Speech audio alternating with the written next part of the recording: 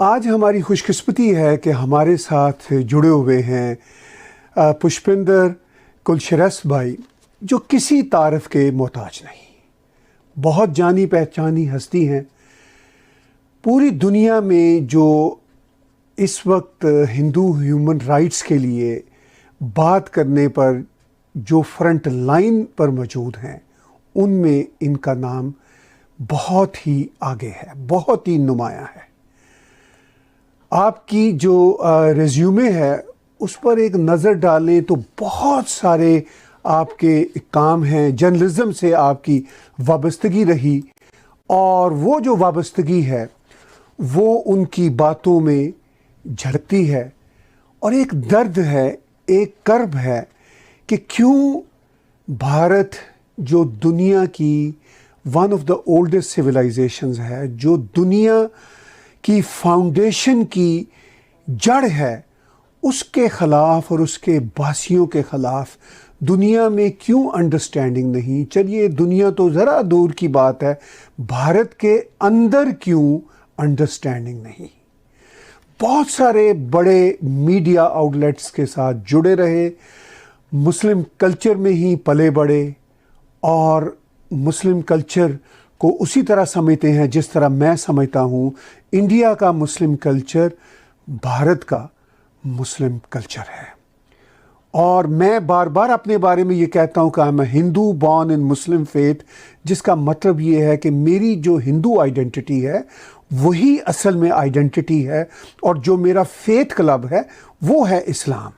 ये ऐसे ही है जैसे कोई रोटरी क्लब हो, लॉयन क्लब हो, लेकिन जो असल आइडेंटिटी है, जो जड़ें हैं, वो है मेरी हिंदू सिविलाइजेशन, मेरी हिंदू आइडेंटिटी। जब मैं ये बात बार बार कहता हूँ तो बहुत सारे मुस्लिम्स, मेरे बहन भाई और ख़ास तौर पर पाकिस्तानी ओरिजिन के, वो लाठियाँ लेकर ट्विटर पर मेरे पीछे पड़ जाते हैं। वो कहते हैं कि तुम हिंदुत्व के हामी हो। मैं उनसे कहता हूँ हाँ मैं हूँ, इसलिए हूँ कि हिंदुत्व में पीस है, और हिंदुत्व को ना तो आप समझते हैं, मैं उनसे कहता हूँ, ना ही वेस्ट समझता है। हमारे भाई पुष्पिंदर जी का जो वैसे परिचय है वो बहुत ही फैला हुआ है, उनका प्रोफाइल बड़ा इम्पॉर्टेंट है। जैसे जैसे हमारी बातचीत चलेगी आगे, वो सारी बातें बीच में आएंगी। मैं अपने और आपके बीच अब ज़्यादा रुकावट नहीं बनना चाहता पुष्पिंदर भाई के लिए। मैं उनको नमस्कार करता हूँ। जी पुष्पिंदर भाई, कैसे हैं आप? आदाब जी, आपको जब भी मैं कभी आपकी तकरीर सुनता हूँ तो वो जो आपका लखनवी लहजे का आदाब है वो हमेशा मुझे ये सोचने पर मजबूर करता है कि मैं तो पंजाबी हूँ, मैं तो इतने अच्छे अंदाज में आदाब कह भी नहीं सकता। हमारे यहाँ तो ये माना जाता है, अलीगढ़ यूनिवर्सिटी के कल्चर में तो अस्सलाम वालेकुम बहुत हुआ करता था उस ज़माने। जी जी जी। और आपको थोड़ा सा एक बिल्कुल दूसरे नुक्ते नज़र से देखा जाता था। तो हम तो अस्सलाम वालेकुम वाले बैकग्राउंड में पैदा हुए हैं, अस्सलाम वालेकुम और खुदा हाफिज़। तो हमारी ज़िंदगी, हमारा बचपन, हमारी तालीम, तरबियत, तमाम सारी चीज़ें उसी पस मंज़र में हुई हैं। और हम उस वक्त बचपन में बहुत सारे बच्चे हैं, हमारे साथी जो थे वो हमारा नाम पूरा नहीं ले पाते थे, तो कोई पुष्पिंदर कहता था, कोई पुशिंदर कहता था। तो और कुलश्रेष्ठ तो मैंने अपना सरनेम लगाया ही नहीं, क्योंकि इट वाज टू डिफिकल्ट। तो मैंने सिर्फ कहा कि भाई आप जो दिल चाहे ले लें, लेकिन आखिर एक लंबे वक्त तक मैं पुष्पिंदर खां के नाम से यूनिवर्सिटी में जाना जाता था। तो अब हज़ारों लाखों बच्चे थे वहाँ, और कोई 40,000 की स्ट्रेंथ थी, रेजिडेंशियल यूनिवर्सिटी थी, वालिद साहब वहीं थे। तो कभी ये एहसास ही नहीं हुआ हमको कि हम हिंदू हैं या कोई हमारी हिंदू आइडेंटिटी है। जो सब कर रहे हैं वो हम भी कर रहे थे।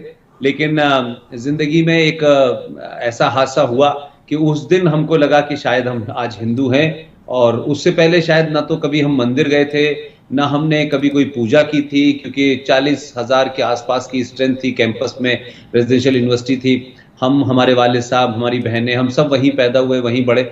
लेकिन 79 में एक हादसे ने हमको ये एहसास कराया कि आपकी आइडेंटिटी कुछ भी हो, और आप कितना भी कल्चरली आप उस माशरे में रहे हों जो वहाँ का प्रोडोमिनेंट जो कल्चर होता है। तो हम तो नमाज भी पढ़ी, अजान भी दी, कुरान भी पढ़ा, और सुबह से लेकर शाम तक ज़िंदगी के हर हिस्से में हम मुसलमान की तरह ही रहते थे। कभी ये एहसास ही नहीं था कि हम हिंदू हैं, कभी हमारे दोस्तों ने कभी एहसास नहीं कराया। लेकिन 1979 में एक ऐसा वाकया हुआ, उसके बाद से जैसे कहते हैं ना कि आपके ऊपर एक स्कार खिंच गया और आप फिर उस हादसे को कभी भूल नहीं पाए। हमारे वालिद साहब का आँख का ऑपरेशन था और वो शहर के एक बड़े नामी हॉस्पिटल में एडमिट थे और हम तमाम सारे बच्चे घर में थे। 79 में उस समय हिंदुस्तान के अंदर हुकूमत जो थी वो कांग्रेस पार्टी की नहीं थी। आप जानते हैं जनता पार्टी की हुकूमत थी। दिल्ली में मोरारजी देसाई प्राइम मिनिस्टर थे, चरण सिंह होम मिनिस्टर थे और उस वक्त अलीगढ़ यूनिवर्सिटी के स्टूडेंट्स का एक बहुत बड़ा डेलीगेशन ट्रेन में भर के वहाँ से यहाँ आ रहा था और मैं गालिबन उस वक्त 79 में I was in 9th class.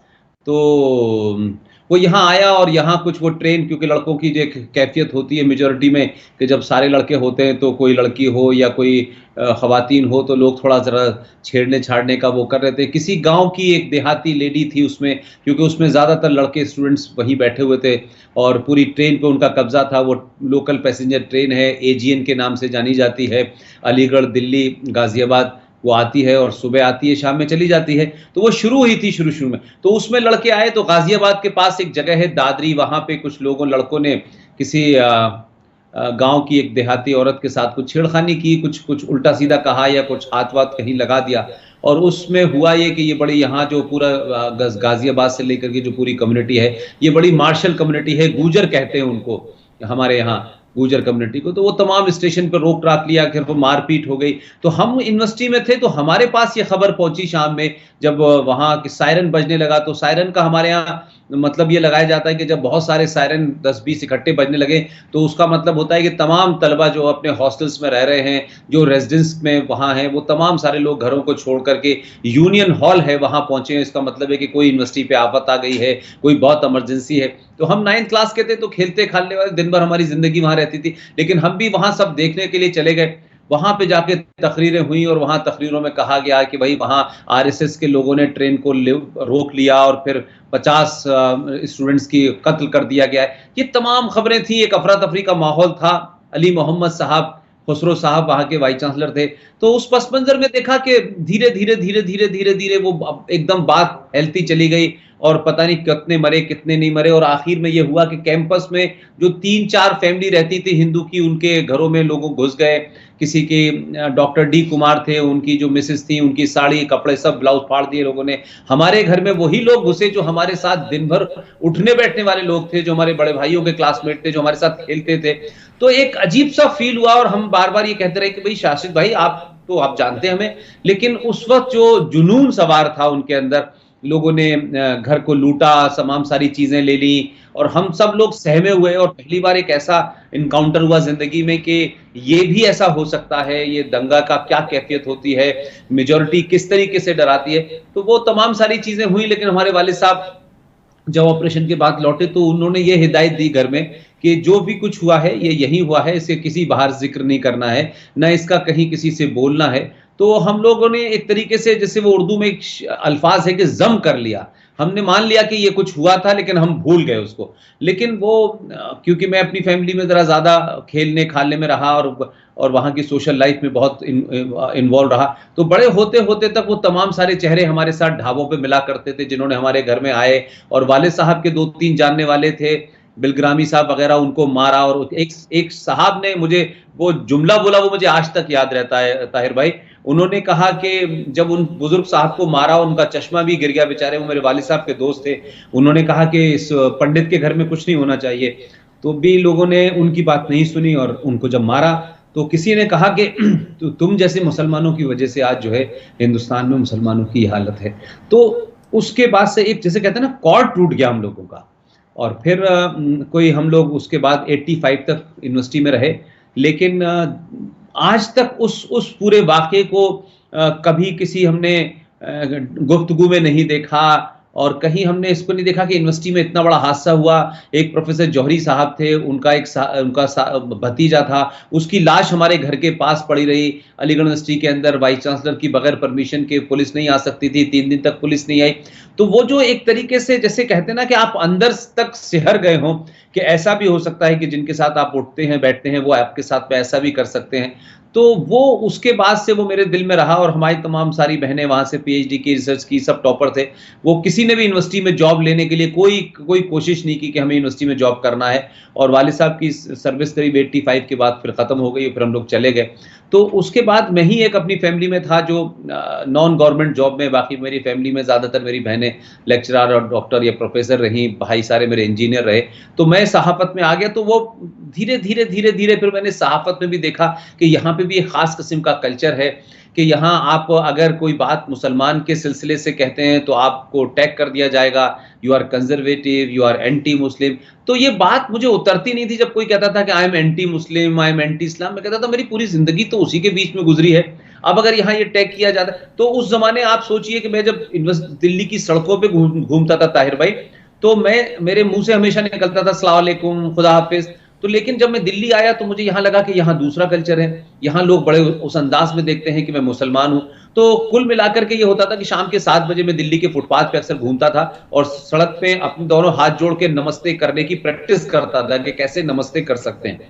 तो अब आदमी इस बैकग्राउंड से आया हो और उसका ये वो रहा हो, तो एक लंबे वक्त तक मैंने अपना कैरियर शुरू किया। संडे मेल से अखबारों में गया, फिर टेलीविजन में गया, फिर बीबीसी में 3 साल गुजारे और उसके बाद पाकिस्तान का एक प्राइवेट चैनल है आज टीवी, उन्होंने मुझे जॉब ऑफर की। तो मुझे ये समझ नहीं आया कि ये जॉब मैं कर सकता हूँ कि नहीं कर सकता हूँ। खैर वो जॉब मुझे मिली और कोई 12 साल तक मैंने जितनी मुझसे ईमानदारी से एक प्रोफेशनल के नाते किया।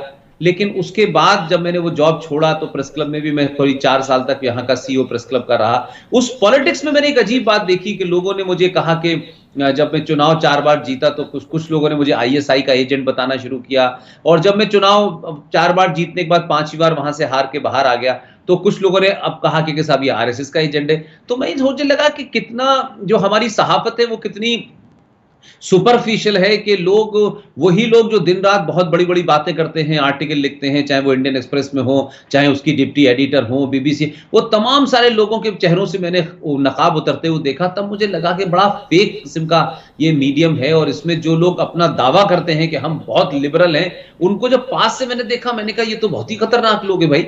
इनका लिबरलिज्म एक अजीब किस्म का है, आपका लिबरलिज्म कुछ अजीब किस्म का है। तो जब तक मैं एक पाकिस्तान की जॉब करता था तो मैं बहुत लिबरल था और मैं बहुत अच्छा था। बीबीसी में करता था तब भी बहुत लिबरल्स मेरे बड़े साथ में रहते थे। और उस जमाने आपको 9/11 हुआ, जो बम्बई वाला हमला, उसमें एक बहुत बड़ा डेलीगेशन आया, तो यहाँ हिंदुस्तान के बड़े बड़े नामी पत्रकार जो थे उसमें शामिल थे और वो बहुत ज्यादा बातचीत करते थे। लेकिन जब मैं प्रेस क्लब के सेक्रेटरी जनरल की हैसियत में, जब वो उनको बेचारों को कोई दिल्ली में उनको तैयार नहीं था, उसमें कई सारे मेंबर ऑफ पार्लियामेंट भी हुआ, कसूर से एक मेंबर ऑफ पार्लियामेंट थे, वो भी उसमें शामिल थे, कई बड़े बड़े जर्नलिस्ट उसमें शामिल थे। तो मैंने देखा दिल्ली में कोई उनसे बात करने के लिए तैयार नहीं था। तो मैंने कहा यार ये तो नहीं हो सकता, ठीक है मेरी आइडेंटिटी क्या है क्या नहीं है, मैं प्रेस क्लब इंडिया का सीईओ हूं। तो मैंने कहा नहीं आप आए। और उस वक्त मैंने बड़े बड़े सेकुलर लोगों को देखा जिनका मुझे लगता है कि वो शायद सुबह सुबह नहाते भी सेकुलरिज्म में हैं, खाते भी सेकुलरिज्म में हैं और सोते भी सेकुलरिज्म में हैं। उन तमाम लोगों ने कहा कि ये पुष्पिंद पागल हो गया है और पाकिस्तानियों को बुला रहा है और इनको कोई मंच नहीं दे रहा है और तुम मंच दे रहे हो। मैंने कहा देखिए मैं यहाँ एक कॉन्स्टिट्यूशनल पोजीशन पे हूँ, मैं हिंदू हूँ और नहीं हूँ ये मेरी आइडेंटिटी नहीं है। जो प्रेस का काम है मुझे करना चाहिए। और वो 50-60 लोगों का मैंने डेलीगेशन बुलाया। तो मेरे ही साथी जो अब तक पाकिस्तान के बारे में बड़ी अच्छी राय रखा करते थे, उन्होंने सिर्फ इसलिए कि मैं उनकी लाइन टो नहीं कर रहा था, तो उन लोगों ने मेरे खिलाफ भी एजेंडा चलाया। Finally one day I decided, मैंने कहा यार मैं जिस पर्पज से जर्नलिज्म में आया था वो मेरा एक अपना कमिटमेंट था। मुझे पैसा नहीं कमाना था, मुझे 56 करोड़ की कोठी नहीं खरीदनी थी, मुझे नेताओं से संपर्क नहीं बनाना था, मुझे एमपी एमएलए की लाइन में नहीं लगना था। तो मैंने डिसाइडेड कि भाई अब हमारे पास एक मीडियम है, इस सोशल मीडिया का जो इस्तेमाल, तब फिर मैंने अपनी बात कहना शुरू की। और आज मुझे लोग पता नहीं क्या क्या कहते हैं, कोई आरएसएस का एजेंट कहता है, कोई विश्व हिंदू परिषद। तो कुल मिलाकर के मैंने ये देखा है कि जब भी आप कोई बात ऐसी कहेंगे जो एक पॉपुलर जो आपका नैरेटिव होता है, अगर आप उसके खिलाफ खड़े होते हैं तो एक बहुत स्ट्रॉन्ग रेजिस्टेंस होता है। और वो हुआ। और 3 साल से जब मैं ये कहने लगा तो धीरे धीरे अब उन लोगों की गिनती कम हो गई है और एक बहुत बड़ा दूसरा सेगमेंट मैंने खड़ा किया। और मैंने कहा कि देश को रीजन के साथ, रेफरेंस के साथ, लॉजिक के साथ, किताबों के साथ वो बातें बतानी चाहिए जिसकी वजह से इस देश में एक बड़ी प्रॉब्लम को कोई एड्रेस नहीं करना चाहता। और मुसलमान की बुराई को, अगर मुसलमान की कमी को अगर आप मुसलमान की कमी कहेंगे तो लोगों में एक खास किस्म का मैंने एटीट्यूड देखा, तो मुझे लगा कि ये हिपोक्रेसी नहीं होनी चाहिए। अगर किसी हिंदू ने गलत किया है या किसी मुसलमान ने गलत किया है, तो हिंदू को क्रिटिसाइज करना एक फैशन है और मुसलमान के बारे में बोलना जो है, आप जो है थोड़ा सा राइट विंगर हैं, आप एक्सट्रीमिस्ट हैं, आप फ्रिंज हैं। देन आई डिसाइडेड कि कौन क्या कहता है क्या नहीं कहता, लेकिन फिर मैंने कहना शुरू किया और फिर आज जो मेरा सफ़र है वो इस वजह से यहाँ पहुँचा और आज 3 साल मुझे हो गए। और मैंने कहा कि जो बातें मुझे पता हैं, जो नहीं पता हैं, जो नहीं कहना चाहते लोग, उन तमाम किताबों को मैं पढ़ता हूँ, उन रेफरेंसेस को पढ़ता हूँ, और जो ज़िंदगी में पर्सनल तजुर्बात हैं, जो पाकिस्तान में भी रहा। यहाँ मैंने कई बार अपनी मीटिंग में कहा कि पाकिस्तान के मीडिया को जब आप भारत से कंपैरिजन करते हैं, तो उस मामले में बहुत जगह हम देखते हैं कि भारत के मीडिया का जिस तरीके से, जैसे वो अडवाणी जी ने एक बार कहा कि भाई यहाँ के मीडिया वालों से कहा गया था इमरजेंसी में कि आप थोड़े से झुक जाइए, यहाँ के लोग लेट गए। तो यहाँ ये एक एटीट्यूड है लोगों का, और लोग अलग अलग हैं। अब तक एक नैरेटिव रहता था तो मीडिया का टोन भी वैसे होता था, अब हुकूमत बदली है तो मीडिया का टोन भी बदला है। तो मुझे लगता था कि कहते हैं कि अभी भी जो है वो बात नहीं कह पा रहे, और जब भी कोई बात आती थी तो मीडिया बड़ा अपोलोजिस्टिक हो जाता है, जैसे कहेंगे कि भाई देखिए एक मजहब के लोगों ने ऐसा किया, और जब कोई बात हिंदू पे आएगी तो कहेंगे साधु ने ऐसा किया, और मरने वाले का नाम भी बताएंगे, मारने वाले का भी नाम बताएंगे। तो मुझे लगता था कि दिस इज प्योर हिपोक्रेसी।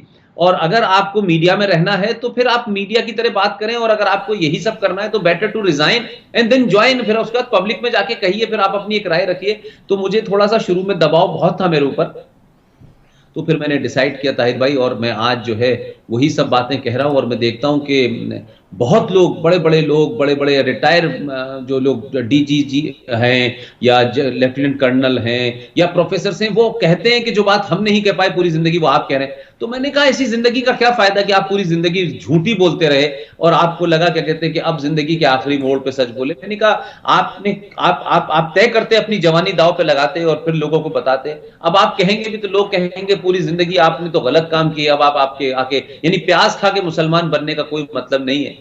लिहाजा मैंने कहा कि बीच उसमें रास्ते में अपना जॉब छोड़ते हैं और इस काम को करते हैं, देखते हैं अगर हमारी बात सच होगी तो लोग सुनेंगे, और हमारी बात नहीं सच होगी तो लोग नहीं सुनेंगे। और आज मुझे लगता है कि इस देश में एक रेनासा जिसे कह सकते हैं, लोग इतिहास को जानना चाहते हैं, सच्चाई को जानना चाहते हैं, लॉजिक के रीजनिंग के साथ जानना चाहते हैं, इमोशनल तरीके से नहीं जानना चाहते।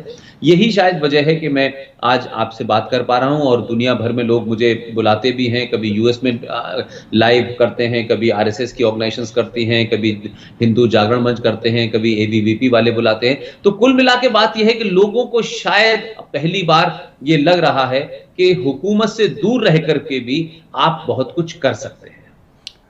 वाह, बहुत कमाल की स्टोरी है।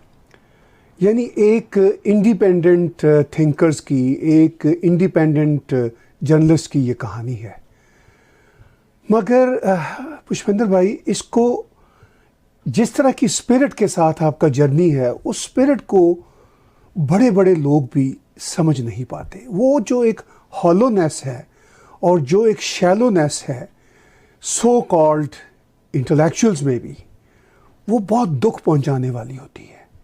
चूँकि आपकी ये कहानी मुख्तसर शब्दों में सुनते हुए मुझे अपना भी सफ़र याद आ रहा था कि कैसे हम जब इंडिपेंडेंट थॉट्स रखते हैं तो कैसे हम बदलते हैं, बदलते नहीं है बल्कि मैं कहूँगा इवॉल्व होते हैं। इनफैक्ट हम इवॉल्व होते हैं, लेकिन हम पर लेबल लगाए जाते हैं।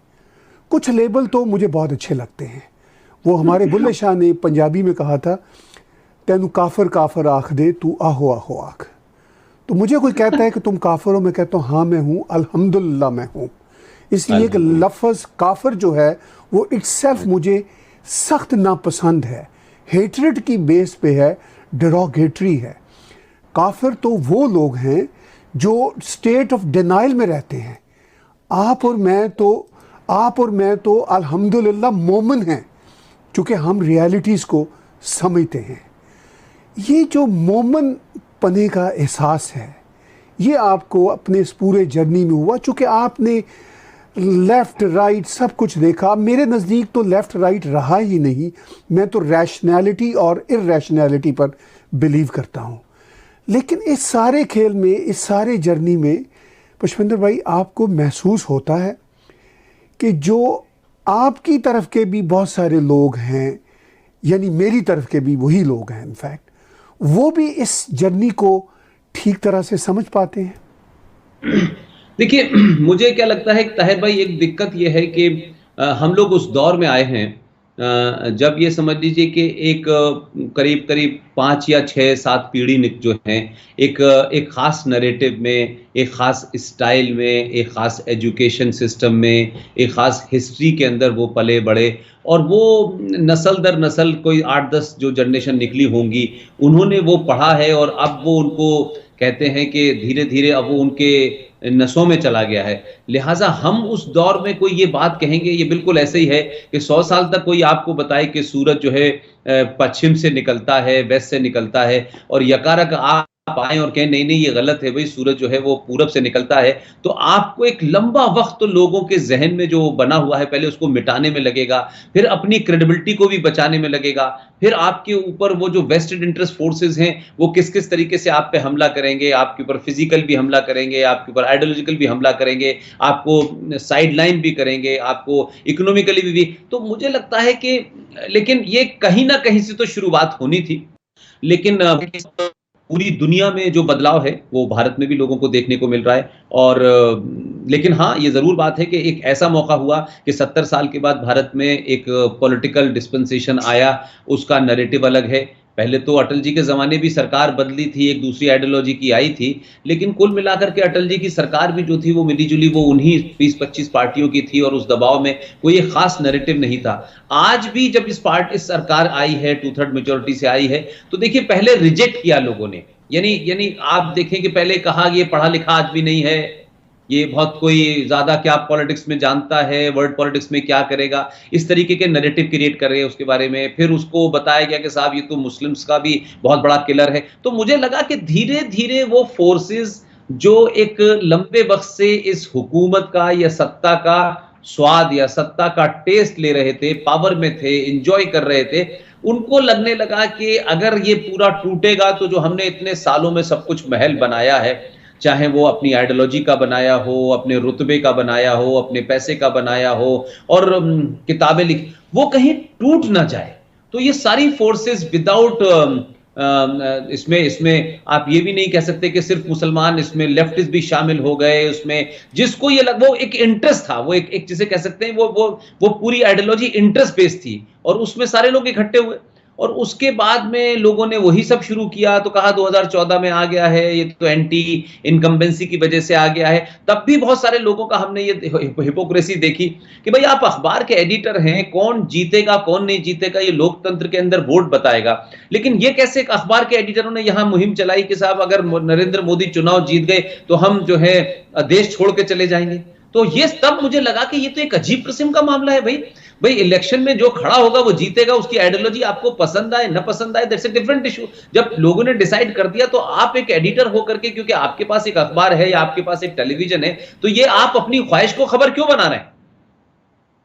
खबर को ख्वाहिश बनाए समझ में आता है, लेकिन ख्वाहिश को खबर मत बनाइए आप। तब मुझे लगता था कि कहते हैं कि ये चला, लेकिन शुरू में बहुत सारे लोग उन्हें इसको सिर्फ देव वेट एंड वॉच की पोजीशन में थे, लेकिन हमको ये लगा कि इससे बेहतरीन दौर हमको नहीं मिलेगा कि हम इस नैरेटिव के बारे में जब बोलेंगे तो हुकूमत से हमारा डायरेक्टली इनडायरेक्टली कोई लिंकेज नहीं है। हम शायद हुकूमत के किसी भी बड़े ओहदेदार से या किसी भी वजीर से शायद हमारी सलाम दुआ भी नहीं होती होगी, लेकिन जब हम ये बात सच बोलने लगते हैं, जब हम कहते हैं कि भाई मौलाना आज़ाद भारत के बहुत पहले शिक्षा मंत्री थे, उनके बारे में बहुत कुछ है, लेकिन भाई ये बताओ कि शिक्षा मंत्री अभी हाल में मोदी सरकार में एक शिक्षा मंत्री एक खातून बनी, और वो बेचारी अपनी जिंदगी में एक कमरे में 3 बहनें और माँ रहती थी, और बहुत ही छोटे उसमें आई और मैकडोनल्ड के अंदर जाकर के उन्होंने पोछा तक लगाया। यानी एक सेल्फ मेड महिला थी, और उसने फिर अपने आप को एक एस्टेब्लिश किया, और वो जब एचआरडी मिनिस्टर बनी तो हमने यहाँ देखा बड़े बड़े लिबरल, अरे साहब बताइए एक पोछा लगाने वाली को प्राइम मिनिस्टर वो बना दिया, शिक्षा मंत्री बना दिया, इसकी एजुकेशन क्या है, और she is just a graduate. तो मैं इन बातों को सुनता भी था और ये सोचता था कि यार ये तमाम सारे लोग जो आज स्मृति ईरानी की एजुकेशन क्वालिफिकेशन को लेकर के इतना बड़ा तमाशा खड़ा कर रहे हैं, क्या कभी इन्होंने मौलाना आजाद से पूछा कि मौलाना आजाद किस स्कूल में गए थे? अब जब ये मैंने किया तो कहा तो लोगों ने ध्यान ही नहीं दिया। लोगों ने बाद में रियलाइज किया कि भाई मौलाना आजाद तो कभी किसी स्कूल में नहीं गए, किसी कॉलेज में नहीं गए, किसी यूनिवर्सिटी में नहीं गए, वो तो मदरसे में थे। और उनका तो जन्म भी मक्का में हुआ था, उनके वालिद साहब मक्का के थे, उनकी वालिदा जो थी वो मदीने की थी, उनका हिंदुस्तान से कोई मतलब नहीं था। 1888 में वो पैदा हुए और 1902 में भारत आ गए और फिर भारत के पहले शिक्षा मंत्री बन गए।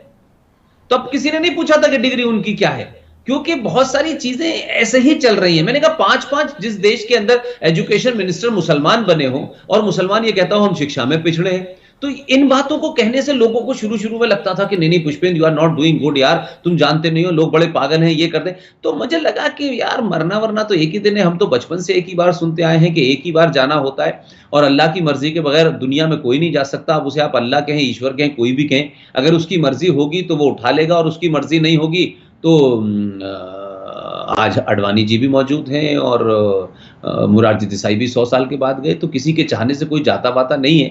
तो ये डर कभी भी ना यूनिवर्सिटी में था मुझे, ना आज है। लिहाजा मैं अपनी बात को पूरे ईमानदारी के साथ कहता हूं और ये भी कहता हूं कि कहीं कोई मेरा फैक्ट गलत हो सकता है तो आप उसे क्रॉस कर सकते हैं, क्रॉस चेक कर सकते हैं, लेकिन जो बात मैं रख रहा हूं उन बातों को आप उठाइए। जैसे मैं आपसे एक बात कहूं जो आपने भी बहुत सुनी होगी और हिंदुस्तान में बड़ा वो हुआ, अब ये कश्मीर को लेकर के एक नैरेटिव बना हुआ था, कश्मीर कश्मीर कश्मीर कश्मीर कश्मीर के बारे में जब भी बात होती थी लगता था पता नहीं कश्मीर क्या चीज है।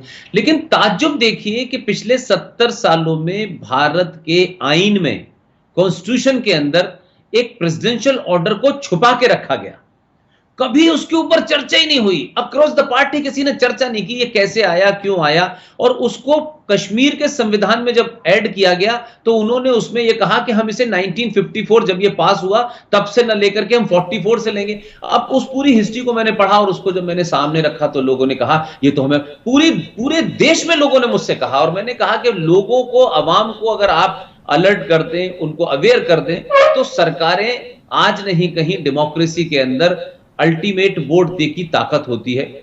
और इस सरकार के सामने भी हमने यही रखा, सरकार से हमने कोई गुजारिश नहीं की, हम कश्मीरी भी नहीं थे। यहां तक बात हुई कि सुप्रीम कोर्ट में जब पीआईएल हमारे साथियों ने डाली तो सुप्रीम कोर्ट के चीफ जस्टिस कह रहे थे कि यह आर्टिकल भारत के संविधान में है क्या। तो दिस इज द लेवल। लेकिन मैं ये कहना चाहता हूं कि भाई ये कैसा सेकुलरिज्म है कि आपने इतने सारे पाप करके छुपा रखे हैं और जब भी कोई इनके बारे में बात करेगा तो आप उसको इतना डरा देंगे कि वो आपके सामने सवाल ही ना कर सके। तो कॉन्स्टिट्यूशन में फ्रॉड कर रखे हैं आपने, हिस्ट्री में फ्रॉड कर रखे हैं आपने, लिटरेचर में फ्रॉड कर रखे हैं, और उन नैरेटिव को आप चलाए जा रहे हैं। दूसरा कोई आदमी नैरेटिव को आप मानने को तैयार नहीं। आप कहते हैं किसने किताब लिखी है, किसने किताब नहीं लिखी है। तो भाई आप लोगों ने किताबें लिखी और खुद ही आप लोगों ने पढ़ा दिया। तो अब अगर हम इरफान हबीब को जब देखते हैं तो उन्होंने कहा कि शिवाजी इज ए पहाड़ी चूहा। मैंने कहा ये तो कमाल की बात है भाई। तो आप हिस्ट्री में अकबर द ग्रेट बताते हैं, आप महाराणा प्रताप को नहीं बताते। तो तब मुझे लगा कि इस देश में हजारों सालों से जो हिंदू हैं, जो नॉन मुस्लिम्स हैं, उनके अंदर एक हर्ट है और वो अपनी हर्ट फीलिंग को कहीं एक्सप्रेस ही नहीं कर पा रहे हैं, क्योंकि उनको ये डर लगता है कि अगर हमने ये फीलिंग की तो हम आउटकास्ट हो जाएंगे, सिस्टम हमारे खिलाफ हो जाएगा। वो हर्ट फीलिंग मैं आज जब बात करता हूं तो मैं ऐसे बुजुर्ग जिन्होंने शायद मेरा ख्याल है कि 80 से उम्र के ऊपर होगी ताहिर भाई, वो रोने लगते हैं और वो मतलब किस तरीके से कहते हैं कि हमने किन दबाव में काम किया है। हम जब वो इतनी दुआएं देते हैं, कुछ पैसा देने को तैयार हो जाते हैं। बहुत सारी लेडीज मुझे ऐसी मिली, बड़े बड़े ओहदेदार, जो अपने जेवर लेके मेरे पास आ गए। तब मैंने कहा कि मैं तो एक बड़ा साधारण सा आदमी हूं, मेरी कोई इतनी हैसियत नहीं है, लेकिन क्या वजह है कि इन लोगों के आज जो मैं कह रहा हूं वो इनके दिलों को इतना ज्यादा गहरा हर्ट कर रहा है और वो अपने इमोशंस को रोक नहीं पा रहे हैं। तो जैसे मैं आपको बताऊं कि जैसे भारत के संविधान में माइनॉरिटी और मेजॉरिटी का कहीं कोई मतलब नहीं है कि माइनॉरिटी कौन है और मेजॉरिटी कौन है, लेकिन ये झूठ चल रहा है। हमारे यहां माइनॉरिटी मिनिस्ट्री भी बनी हुई है और माइनॉरिटी कमीशन भी बना हुआ है। और अब हमने एक नया हमारे साथियों ने, एक टीम ने एक कोर्ट में केस डाला है। आप देखिए कि 1993 में एक नोटिफिकेशन हो गया, और 1993 में क्यों नोटिफिकेशन हो गया उसको ध्यान में देखिए कि उस वक्त 1992 के अंदर भारत के अंदर बाबरी मस्जिद नाम की एक जगह थी जो मंदिर पे तोड़ के बनाई गई थी, उसको मिसमार कर दिया लोगों ने। तो 92 में कांग्रेस के वजीर आजम थे दिल्ली में, तो ताहिर भाई क्योंकि मस्जिद मिसमार कांग्रेस पार्टी के प्राइम मिनिस्टर के दौर में हुई, तो आपने क्या किया कि 93 में रातों रात खट से आपने जो है एक माइनॉरिटी कमीशन बना दिया। और एक नोटिफाई कर दिया कि साहब माइनॉरिटी कमीशन बना दिया हमने। अब वो माइनॉरिटी कमीशन में किसी को ये नहीं पता कि बस बता दिया गया साहब इसमें सिख हैं, इसमें बौद्ध हैं, इसमें क्रिश्चियन है, इसमें पारसी है, भाई ये माइनॉरिटी में है। अब जब हमने 92 के बाद देखा कि सरकार को अपने दामन पे से दाग धोना था, तो सेकुलर होने के लिए उन्होंने एक माइनॉरिटी कमीशन क्रिएट कर दिया। आज जब हमने पीआईएल सुप्रीम कोर्ट में डाली है और ये पूछा है 1993 में, 1993 में ये जो आपने बनाया ये तो कहीं है ही नहीं, तो हमने सुप्रीम कोर्ट में पूछा तो सुप्रीम कोर्ट ने कहा कि अच्छा ऐसी बात है, हमने आरटीआई डाली तो आरटीआई में पता चला कि ऐसा तो कोई लॉ ही नहीं है हमारे यहाँ, कोई डेफिनेशन ही नहीं है माइनॉरिटी की। और उसकी वजह से क्या कमाल का नोटिफिकेशन है कि आज की डेट में लक्षद्वीप नाम की एक जगह है हिंदुस्तान में, लक्षद्वीप में 2% हिंदू रहते हैं, 98% मुसलमान रहते हैं, लेकिन इस नोटिफिकेशन के हिसाब से 2% हिंदू लक्षद्वीप में मेजॉरिटी में है और 98% मुसलमान वहां माइनॉरिटी में है। मिजोरम में 3% हिंदू में है और बाकी 97% क्रिश्चियंस हैं, लेकिन क्रिश्चियन माइनॉरिटी में है और हिंदू मेजॉरिटी में है। अब आप मुझे बताइए, इसको सवाल उठाना, लोग कहते हैं कि you are anti Islam, anti Muslim, what is this nonsense यार। तो ये जो रैशनैलिटी का झगड़ा है, यानी वो तो सोसाइटी से जैसे ख़त्म हो गया ना, इरैशनैलिटी प्रिवेल करेगी, ये हम देख रहे हैं। इस वक्त की जो भारत की सूरत हाल है पुष्पेंद्र भाई, आपको लगता है कि रैशनैलिटी वापस आएगी? वो जो मेजॉरिटी है, जहाँ पे मेजॉरिटी भी है, वो भी माइनॉरिटी की तरह ही ट्रीट हो रही है, तो क्या ये जो एक वापसी का सफ़र है हो सकता है किसी वक्त? मुझे लगता है कि देखिए, एक तो कहते हैं ना कि सर कभी कभी कोई आदमी नशा करता है ना, तो नशा करते करते वो इस लिमिट पे पहुंच जाता है कि उसको ये कभी डॉक्टर ये उम्मीद करता है कि शायद ये कभी वापस नहीं आ सकता। लेकिन मुझे लगता है कि जब उसका इलाज होता है तो डॉक्टर उसको नशे की दवा बहुत मिकदार में नहीं देता, थोड़ी कम मिकदार में देता है और धीरे धीरे उसकी उस मिकदार को घटाता है और फिर वो उसके उस लेवल पे लाता है जहां वो नॉर्मल उसका इलाज करना शुरू हो। मुझे लगता है कि 70 सालों में और आज़ादी की लड़ाई में और तमाम कुछ जो चीज़ें हुई, उसमें इस देश में मुसलमानों को बहुत पैम्पर करने की कोशिश की गई और मुसलमानों की नाजायज़ मांग को मानना ही सेकुलरिज्म हो गया। अगर आपने मुसलमान की नाजायज़ मांग नहीं मानी, वो कैसी भी हो, और धीरे धीरे मुसलमान ने अपनी इस एटीट्यूड को अपना पॉलिटिकल वेपन बना लिया। वो उसने कहा कि हम इतना डराएंगे इनको कि इस्लाम के बारे में जो थ्योरी वो बताते हैं, मोहम्मद साहब के बारे में जो बताते हैं, कुरान को जो रेफरेंस देते हैं, हदीस का देते हैं, शरिया का देते हैं, एक एवरेज हिंदू इस्लाम के बारे में वही जानता है जो मुसलमान उन्हें करता हुआ नजर आता है। वो नमाज पढ़ने जाता है, वो कुर्बानी करता है, वो रोजे रखता है, वो अजान देता है, उसके अलावा उसको कुछ पता नहीं है।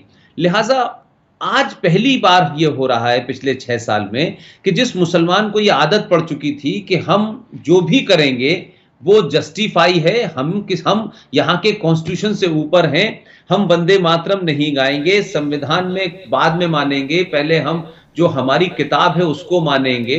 तो एक तरीके से कहते हैं ना कि ढीठ हो जाना और उस नशे की हालत में चले जाना कि हमें किसी कीमत पे मानना ही नहीं। लेकिन एक डिस्पेंसेशन बदला तो कुछ चीजें हुई, जैसे हज की सब्सिडी आप लेते थे तो बहुत बार लोगों ने कहा, लेकिन उस जमाने ये कहा था भारत सरकार सेकुलर है, ये हज की सब्सिडी क्यों देती है इनको।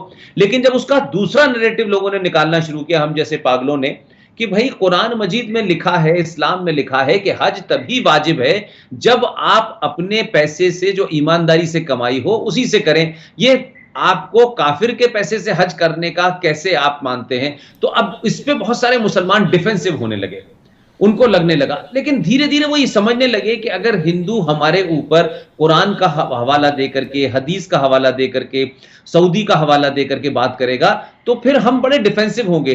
तो धीरे धीरे एक वर्ग तैयार हुआ और उनको लगने लगा कि अब हमारे ऊपर सवाल खड़े होने लगे हैं।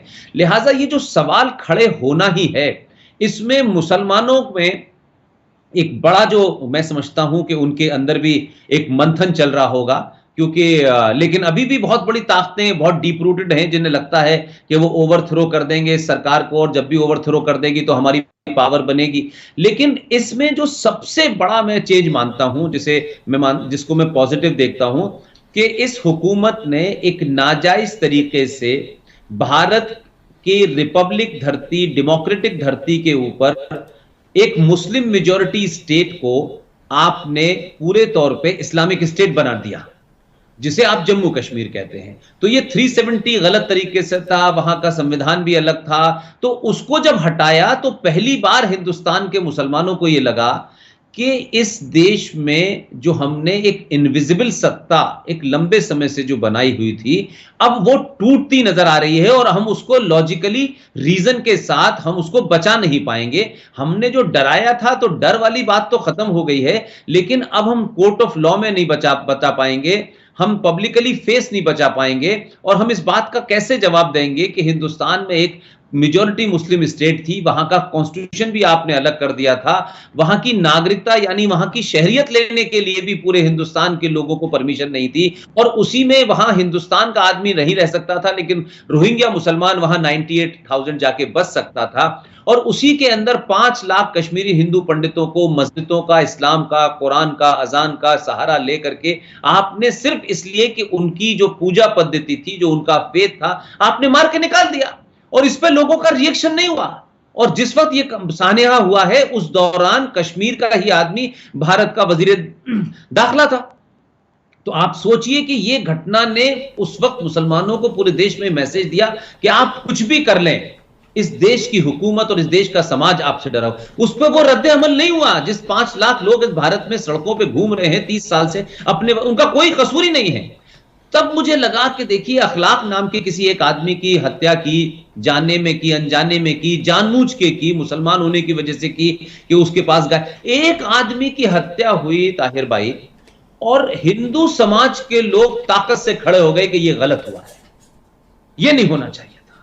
और बाकायदा लोगों ने, पुलिस हिंदू थी, निजाम हिंदू था, उसके बावजूद भी उसकी गिरफ्तारी हुई। और कोई ठीक है, कोई हमेशा 5-10% लोग हमेशा साथ, लेकिन मेजॉरिटी ने तो कहा कि यह गलत हुआ। लेकिन आपने अखलाक की कहानी तो यूएनओ तक पहुंचा दी, बिहार के चुनाव में इस्तेमाल कर ली। लेकिन वही मुसलमान जो इतना ज्यादा मतलब इंसानियत का, और कुरान में तो साहब ये लिखा है और हमारे हदीस में तो ये जो आपने डेफिनेशन थी, इनको आपने स्लोगन और एडवर्टाइजिंग की तरह इस्तेमाल किया, कभी अमल तो नहीं किया आपने। तो आप 5.5 लाख हिंदू इस देश में मुसलमानों के हाथों मारे गए, सबके सामने मारे गए, और 30 साल पहले मारे गए। ना औरंगजेब था, ना बाबर था भाई हमारे, तब उस पर तो हमने एक देश में एक कंडोलेंस मीटिंग नहीं देखी। तो इन मुद्दों को उठाने के बाद से आज मुसलमान को लगता है कि हमें अब इस देश में अगर एक हिंदुस्तानी की हैसियत में रहना है तो हम ये नहीं कर सकते कि संविधान में लिखा है, भारत के आईन में अगर यूनिफॉर्म सिविल कोड लिखा हुआ है तो फिर वो ये सरकार लाए, इसको लाना पड़ेगा, हमें मानना ही पड़ेगा। तो धीरे धीरे चाहे वो 370 हटी, आर्टिकल 35 पे हटा, निकाह हलाला का मामला हुआ, तलाक के मामले का मामला हुआ, तो वो फोर्सेस जो ये समझती थी कि हम मुगलों के जाने के बाद अंग्रेजों से ये हुकूमत हमको मिलनी चाहिए थी, इसके बारे में तो कुलदीप नैयर जैसा भी लेफ्टिस्ट आदमी लिख के गया है। तो उन मुसलमानों को लगने लगा कि ये संविधान जो है वो ठीक है, लेकिन हम संविधान से ऊपर हैं और हमारी बात नहीं मानी जाएगी तो पाकिस्तान की तरफ हम मुंह देखेंगे, बांग्लादेश की तरफ मुंह देखेंगे, और फिर गिनती की बात आने लगी कि हमारी गिनती ऐसी। तो ये चीजों पे थोड़ा सा मुझे लगता है ब्रेक लगा है, और ब्रेक लगना ही जो है वो इस समय इस देश में उन लोगों ने एक नया नैरेटिव क्रिएट ये करा है कि जब भी आप उनके ऊपर बात करेंगे कहेंगे हिंदू इंटॉलरेंट हो गया है।